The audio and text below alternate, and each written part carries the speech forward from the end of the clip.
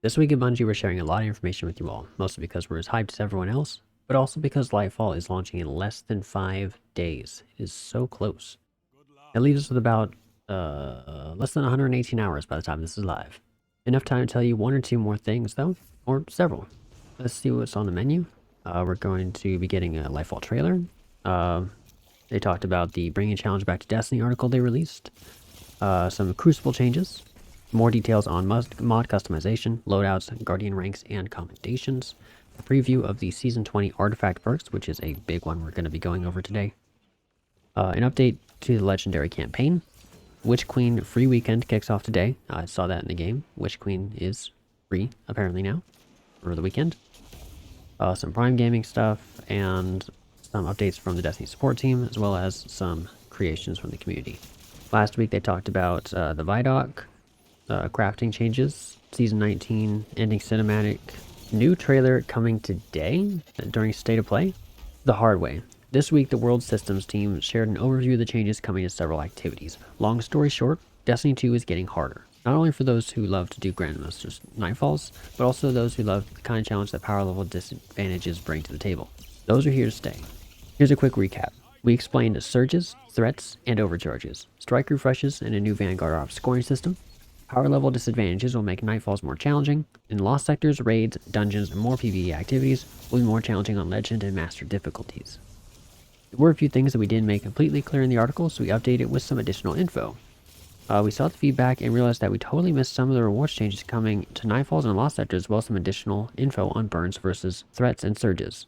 So, because that has been updated, let's go take a quick detour, go through that real quick. Article updated today with additional information on surge, threats, and overcharges, master raid difficulty, and improved rewards. Burns versus surge, threat, overcharge. We currently use an acute burn in Nightfalls and other high difficulty activities. This is a specific element buff debuff that adds 25% damage from your guardian, plus 50% damage to your guardian. In Season 20, acute burn is being replaced with surge, two different elements, either of which gives you plus 25% damage outgoing, and if you are using a surging subclass, plus 25% kinetic outgoing. Threat, plus 25% damage to your guardian from a specific element. That's 25% less than now. So threats are not as strong as acute burns to you. Overcharge, 1 or 2 weapon types per activity, as well as any selectable anti-champion perks also makes those weapons overcharged. An overcharged weapon can ignore the surge element and still get the plus 25% damage bonus, and that is if you have the subclass of the overcharged subclass chosen, or if you have an anti-champion weapon. So prior to Season 20, if you wanted that plus 25% damage bonus, your only option was to match the damage type defined by the strike. And given the match game was present in Legend and above, we were often requiring element of flexibility to deal with shields. In Season 20, you can match one of 2 damage types, or pick from a wide variety of specific weapons based on artifact perks. Additionally, if your subclass is surging, any kinetic weapons automatically get the 25% bonus no matter what type it is. And without match game, you're free to be much more flexible with the elements of your weapons, even running monocolor builds to maximize damage bonuses, which I will be doing. They have some clarifications here for master raids. They, as mentioned previously, have 1 overcharged weapon, 2 surges, no threat modifiers, and the combatants do not have increased health or increased dagger resistance. However, these are master difficulties, so you do have the minus 20 power delta, which is the same as contest. They also further clarified under this, we also tuned enemy health pools so that if you are completely ignoring the elemental build crafting, you'll experience day 1 like raid combat difficulty. After that, you can choose elemental or overcharged bonuses to make it easier. Additionally, the threat modifier is turned off in raids and dungeons so that enemies won't be doing more damage than on day 1. If you don't match the surges or the overcharged weapon, it's just like day 1. It's just you also have those overcharged and weapon and surges options for the master raids after day 1. I believe they also clarified here when it comes to the Lost Sectors, when they mentioned they'll be monitoring completion rates and times during Season 20, see if exotic and ground drop rates need to be adjusted. They added another bullet point after this, saying there will be additional paths to acquiring Lightfall exotic armors that you can discover on 2/28. Here's another point that they added. About rewards. A funny thing happens when you work 6 months ahead and also need to write blog posts. Sometimes you miss some of the elements that help with player understanding. Rewards is one of these. We did a balance pass on Nightfall and Lost Sector rewards. Starting with Lightfall, the new material reward structure looks like this. Nightfalls on Hero difficulty. Before, we had a small chance of up to 2 enhancement prisms, and 1 enhancement core and a small chance of up to 2 more. Now, we have 1 enhancement prism and a medium chance at 1 more, and 2 enhancement cores and a medium chance of 1 more. So same potential, but you're guaranteed to have at least 1 prism and at least 2 cores now, instead of a chance at those. On Legend difficulty, you used to have 1 prism and a small chance of up to 2 more. Now you have a small chance of an Ascendant Shard, and 2 enhancement prisms guaranteed with a medium chance of up to 2 more. That's good. Makes farming Ascendant Shards a little bit easier there. And Master. Before, we had a medium chance of 1 Ascendant Shard, and we had 2 prisms with a small chance of up to 2 more. Now we have 1 Ascendant Shard guaranteed at Master difficulty, and a small chance of 1 more. And we now have 2 prisms with a medium chance of 2 more. So slightly more chances, or slightly higher chance I should say, for the prisms. And Grandmasters. You were guaranteed 1 Ascendant Shard and a medium chance of a second, and you had 4 prisms with a medium chance of 2 more. Now, we have 1 Ascendant Shard with a high chance of 1 more, and 4 prisms with a medium chance of 2 more, which is the same as it was previously. A similar pass has been done for Lost Sectors. On Legend difficulty, you had a small chance of a core. Now we have 2 cores and a medium chance of 1 more, and 1 prism with a small chance of 1 more. And on Master, hopefully this is worth it. It was just a small chance of up to 2 enhancement cores, which really sucked.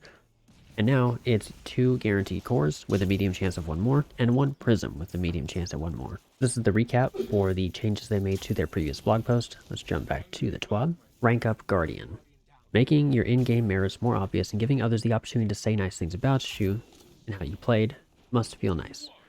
That's why Guardian ranks and commendations are crucial additions to Destiny 2. We're also revamping the build crafting experience for all players with a new mod customization system, and giving everyone the ability to create and switch builds on the fly with the addition of in-game loadouts. We know you might have some questions about how these new quality of life systems work, so we've got a few more details from the team over on the PlayStation blog today. Okay, let's take a quick detour over to the PlayStation blog. So it doesn't actually look like the PlayStation blog that they referenced in the TWAB is available. So we'll have to take a look into the build crafting notes later on. The Crucible beckons. We know you're waiting for more news regarding the Crucible. We have a few quick bits to share before launch, and then later in the season we'll have a bigger article with more details on playlist changes coming with Lightfall and later, adjustments to competitive progression and rewards, and changes to how matchmaking will work in the near future. Next week, the competitive division freelance node is going away, as we believe the Fireteam matchmaking is solving the problem it was originally intended to solve in a much healthier way. This will merge the player populations into one larger, healthier pool, while still protecting smaller fire teams from getting stomped by larger, more coordinated groups. Competitive quality of life changes coming in Season 20. Placement changes. You can now place in Platinum Division after your initial placement series matches if you were Adept or Ascendant in the previous season. Mode and map waiting. While we understand not everyone loves Rift and Showdown, we believe that those two modes stress Crucible players in different and important ways, and that a variety of kill and objective modes makes for a healthier ladder. However, we are lowering how common Rift and Showdown come up in play. While RNG can give any sequence of maps and modes, we expect Survival to show up roughly 2/3 of the time, and Rift and Showdown to split the other third.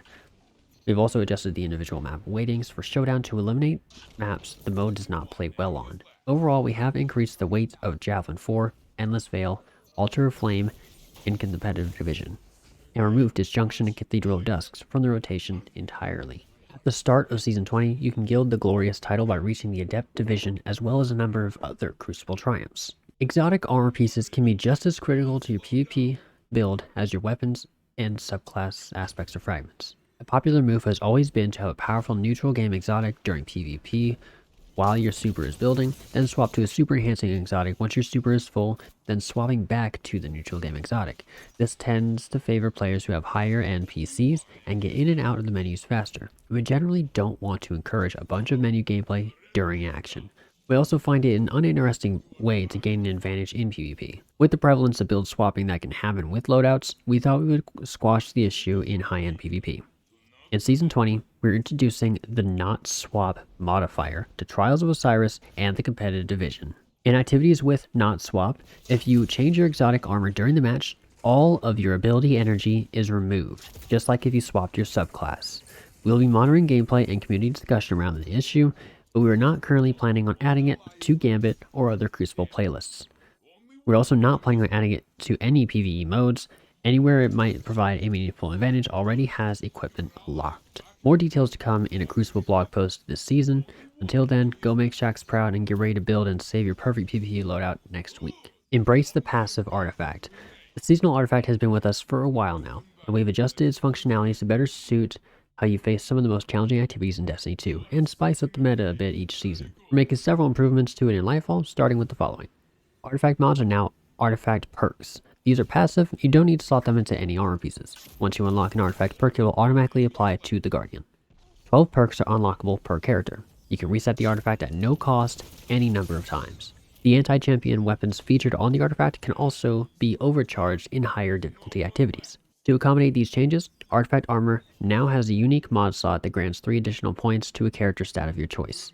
This change is retroactive to all Artifice Armor. Here's what the Ascendant Scepter brings to the table for Season 20. Column 1, we have Anti-Barrier Sidearms, Anti-Barrier Pulse Rifles, Overload Bows, Unstoppable Scout Rifles, and Automatics Overload. And it says here that for each of these weapons, when you have the perk, the weapon is always overcharged when the overcharged modifier is active. For column 2, we have authorized mods. For solar, the armor energy cost of all artifact mods affecting your solar weapons are significantly discounted. Authorized for strand, void, grenades, and multi-siphon mods. Grants access to armor mods in your helmet that combine the effects of the strand siphon mod with the solar siphon mod and the void siphon mods. Siphon mods are of course the orb generating mods. So this is interesting. Once you equip or select these perks in the artifact, your mods are simply going to get discounted. It looks like they still will offer combination mods like it says here with multi-siphon. You get to combine the strand, solar, and void siphon mods. For column 3, Shatter Orbs. The first time you break a combatant's shield, you create an orb of power if you break the shield with a matching energy type. It does say the first time. So I suppose if you cannot farm shields, which I think is good. Defiant Armory greatly improves the benefits provided by the Noble Deeds, Nanotech Tracer Rockets, Text Balance Stock, and Ambush Origin traits. Those are our two, or not the two, but 2 of our origin traits right there. Untangler. Destroying a tangle with a strand weapon suspends targets damaged by the explosion. Solar Surge. Collecting a fire sprite gives you armor charge. Volatile Flow. This one's back. Picking up an orb of power grants your void weapons volatile rounds. Column 4. Bricks from Beyond. Defeating a powerful combatant with a void weapon has a chance to generate heavy ammo for you and your fire team. Flare Up. Firebolt grenades apply more scorch stacks. Damaging a combatant with a firebolt grenade spawns a fire sprite near them. Origin Hones. Weapons with the Noble Deeds, Nano Tracing Rockets, Text Balance Stock, and Ambush Origin traits are always overcharged when the modifier is active. Allied Unraveling. Rapid final blows with a strand weapon grants your weapon unraveling rounds with a longer duration near allies. Counterweave. When you or a member of your fire team stuns or defeats a champion, you gain energy for your least charged strand ability. And the final column. Stranded Reach. Destroying a tangle with a strand weapon creates a larger and more damaging explosion. Rain of Firebolts. When you have firebolt grenades equipped, gain a second grenade charge. Void Weapons Channeling. You gain a temporary bonus to void weapon damage after you defeat a target with a void weapon, while at least one of your void abilities is fully charged. This damage bonus increases based on the number of fully charged void abilities you have. Medieval Champion. Glaives gain unstoppable rounds, and swords are overload rounds. They also get overcharged when that modifier is active, just like the other champion perks. Prismatic Transfer. When you cast your super, each member of your fire team with a subclass damage type different than yours gains a bonus to weapon damage. New ways to defeat champions. In our build crafting evolved article, we stated there will be new ways to counter champions in Lightfall. After showcasing the seasonal weapons you'll use to do so, maybe we should refresh that information and throw in 1 or 2 more details. You can use an exotic with anti-champion intrinsic perks, of course. Things like Ariana's Vow, Divinity, and Leviathan's Breath. You can use weapons that have anti-champion artifact perks, which we just went over. You can use the following subclass verbs and status effects. Barrier champions are countered by Radiant, Volatile, and Unraveling rounds. Overloads are stunned by Jolt, Suppression, and Slow. Unstoppable champions are stunned by Ignition, Blinding, Shatter, and Suspend, and the verbs work no matter how they are triggered. 2 examples. If you are Radiant because a Solar Hunter uses an Acrobatic Dodge, you will shoot anti-barrier rounds until Radiant wears off. If you use a weapon with the Chill Clip perk, the slow effect upon direct hits will stun Overload champions, and the Shatter upon a second hit will stun Unstoppables. While Radiant though, the same weapon would pierce a barrier champion but not stun Overloads. Interesting. Exotics with anti-champion status effects won't get the pierce effect when applying Radiant. This is kind of what they mean. One example, Agriceptor will slow and stun an Overload champion, but not pierce a barrier even if the player is Radiant. There's an exception for weapons able to Scorch, since Ignitions require build-up in order to stun. So it sounds like something like Chill Clip, if your weapon is Radiant, will not slow. Similar to how if you use Unstoppable Hand Cannon on Ariana's Vow, it won't work because it's already anti-barrier. They kind of override each other, though for things like Chill Clip, we'll have to test it, figure out exactly what overrides what, but since the weapon is Radiant, it then loses the ability to slow with something like Chill Clip. We'll do some testing, of course, once it comes out. Become Legend. Whether you're a solo player or in a fire team, there's no wrong way to play the Lightfall campaign. We know you all love the legendary difficulty of the debut of the Witch Queen, so we want to talk a bit about how it will work in Lightfall. With the goal of balancing challenge and survivability across all fire team sizes, legendary difficulty scales based on the size of your fire team. Incoming damage, damage required to stagger an enemy, enemy health, and amount of revives are a few things that scale on legendary difficulty for additional members of your fire team. In the Lightfall campaign, we reduced the health scaler on combatants to better balance solo and fire team play when compared to last year's legendary campaign. Enemies will still have more overall health in larger fire teams, and the Cabal in general have higher base health than other combatant factions, but this will help bring solo and fire team difficulty closer together. Additionally, the damage required to stagger combatants is reduced during the Lightfall campaign. Make no mistake, the Shadow Legion and their new technology are extremely formidable foes, and we're not even going to talk about Tormentors, so eyes up Guardian because it won't be easy. Free Throne World Tours. This weekend, we're making all the content including in the Witch Queen Standard Edition available for free. Here's the exact timing. Starting February 23rd at reset, and it ends for Xbox on February 26th at 11:59 p.m. And on PlayStation, Steam, the Microsoft Store, and Epic Games Store, it ends on February 27th at 9 a.m., so about a 9-hour difference. For Xbox, players with Xbox Live Gold or Game Pass subscriptions can visit the Witch Queen page on their platform store to claim access. For PlayStation, Steam, Epic Games, and Microsoft Store players, all you have to do is log into the game, and the Witch Queen will be available. If you want to check out its amazing legendary campaign, the Vox Obscura exotic mission, a few Wellspring runs, or try the Vow of the Disciple raid, you totally can. All the loot you earn will be yours to keep, by the way, and you don't have to download any additional content. The Witch Queen Standard Edition will just unlock your installed game. Similar situation with Beyond Light, since this expansion is still available for free to PlayStation Plus subscribers. Go fight House Salvation and their leader Aramis, while traveling across Europa's frozen landscapes, and get a hold of Stasis, the first Darkness-based subclass, just in time before Strand. The second one launches with Lightfall. Just remember to redeem Beyond Light before March 6th. For Prime Gaming rewards, go redeem those before February 27th, just before Lightfall launches, and the Player Support Report. There will be 24-hour downtime the day before Lightfall launches, so on the 27th at 9 a.m., Destiny 2 is being brought offline. So don't push everything off to the last day, push it off to the second to last day. To talk about some preload storage requirements, go take a look at the TWAB to figure out what those storage requirements are if you need them. And during the 24-hour downtime leading up to Lightfall's launch, players will be unable to claim and purchase Bungie rewards. All expiring Season 19 and Witch Queen Bungie rewards must be earned and claimed by the beginning of downtime at 9 a.m. PST on the 27th. What's going away are the seasonal seals and rewards, the season pass items, seasonal vendor rewards, Shax, Zavala, Drifter, and State 14 rewards, and Banshee 44 reputation items.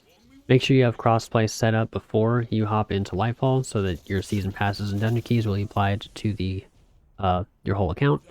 When it comes to the Legacy Collection, this previously included the Forsaken Pack, Shadowkeep, and Beyond Light. That's being retired, and it's being replaced by the Legacy Collection for 2023. This includes Shadowkeep, Beyond Light, and Witch Queen. The Forsaken Pack will still be available as its own separate content pack. A couple of known issues. Some Xbox players are re-downloading the most recent update on every game launch. Luckily, I've not been affected by this. We're continuing to investigate reports of Weasel error codes occurring for characters on login.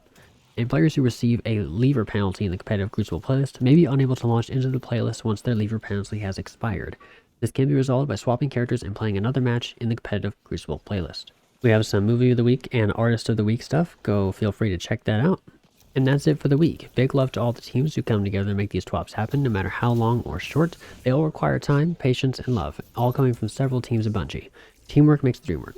We know very well the last days for new Destiny 2 expansion launches are nerve-wracking. We made the game after all. Let's try and take it easy. For now, keep working on those seasonal challenges you might have left, or consider spending some time catching up on everything else coming to the game on YouTube before the new content drops. Just be ready for what's coming before our end begins. So, some thoughts. When it comes to the Crucible changes, I'm not the biggest fan of Showdown being less common. Huge fan of Showdown in the competitive division. Rift, I do enjoy Rift. Honestly, more than Survival, but I do understand not everybody likes Rift. Showdown only showing up a shared third of the time with Rift is a little frustrating. I'm not a huge fan of Survival. I'm also a fan of Disjunction, so kind of sad to see that one go, but Cathedral of Dust going away is totally fine for me. Javelin, Endless Veil, and Altar are some of my favorite maps too, so good to see those showing up a bit more often. And removing the maps that Showdown didn't play well on is great. Sometimes the zone would be inside the enemy spawn right off the rip, and it's immediately capturable, so that was kind of a bummer. Glad to see it's fixed. The not swap modifier. I love this. Armor swapping is a huge issue in Crucible, especially with the prevalence of things like Raiju's harness. This is a lot better than having your loadout completely locked when you go into the match. You just have no choice but to stick with what you had, no matter what the enemy team is using. That was never fun. But instead, just having your abilities reset, that's fair. I think that is fair. When it comes to the artifact, I'm really excited about these authorized mods. They make your available mods cheaper to equip. I think it's a really good idea. Excited to see how many mods you can fit in, what kind of builds you can make. It's going to be huge help for builds on day one, especially since it's just a second column perk. Now we get to some of the big artifact mods, things like Untangler, where you destroy a tangle with a strand weapon. It suspends nearby targets that are damaged, and Stranded Reach, where you get a larger, more damaging explosion. Things like those you can combo together. Sounds cool. The Counter Weave gives you your ability energy back whenever you stun champions. Really excited for Prismatic Transfer. You pop a super, as long as your other teammates are not matching the same subclass type, they get a bonus to weapon damage. That also solidifies my place in the day one raid as a Stasis Bacchus Hunter. Because probably not that many people are going to be using Stasis. I'm using Bacchus for that extra arc damage on weapons. And this is definitely a bonus to my argument. I get to buff my teammates just because I'm using a weird subclass. Really excited to see Unstoppable Glaives back. Love Glaives, favorite weapon in PvE. More of this, more Glaive. Firebolts are getting a lot of focus. I've wanted to make builds with Firebolt grenades just because they come up so fast. Glad to see them in the artifact. Gonna run a lot of Firebolts honestly now. We get a little sneak peek at the origin traits, but no idea what they actually do yet. Overall, I'm pretty excited for the offerings to the artifact this season. That's everything for the TWAB though. The PlayStation blog should be coming up sometime today, but that's the TWAB. Gonna go finish up some grinding in GMs. Have a good one.